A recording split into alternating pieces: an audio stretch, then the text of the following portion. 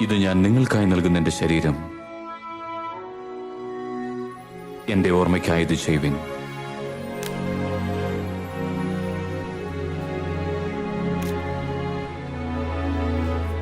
ഈ പാനപാത്രം നിങ്ങൾക്ക് വേണ്ടി ചൊരിയുന്ന എന്റെ രക്തത്തിലെ പുതിയ നിയമമാകുന്നു.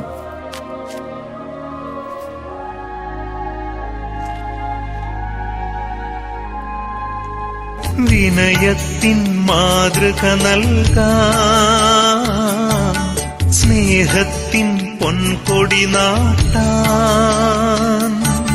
സകലേശൻ ദാസന്മാരുടെ പാദങ്ങൾ കഴുകി